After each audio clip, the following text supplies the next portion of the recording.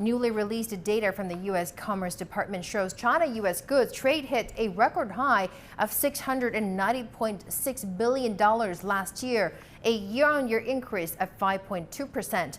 U.S. imports from China grew 6.3% to $536.8 billion, while exports rose 1.6% to $153.8 billion. The main U.S. exports to China were agricultural products. Computers and electronics remained the largest import commodities from China. The U.S. data shows China maintained its position as the U.S. third largest trading partner for goods in 2022, accounting for 13% of total trade. Data from China Customs also shows the U.S. was China's third largest trading partner after ASEAN and the EU, accounting for 11% of the total trade. They're microscopic, but their importance to the global economy is enormous. Computer chips and semiconductors drive almost every electronic device.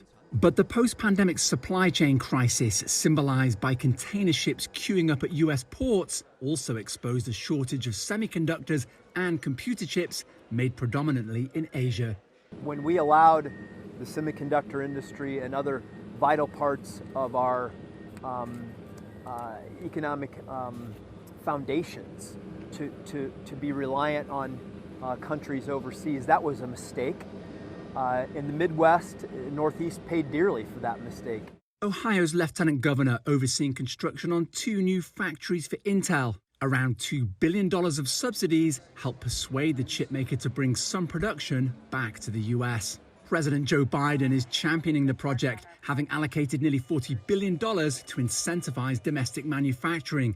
These chips, these wafers, are batteries, broadband, it's all infrastructure. This is infrastructure.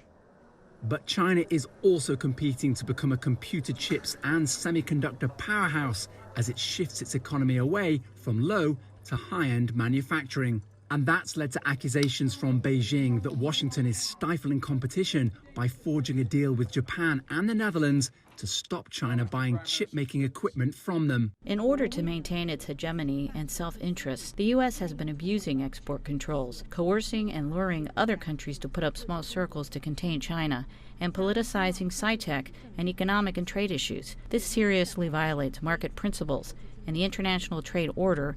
But this appears to be a fast-developing front in US-China trade battles. Washington will reportedly use export controls to limit the level of advanced semiconductors that South Korean companies can make in China. Owen Fairclough, CGTN, Washington.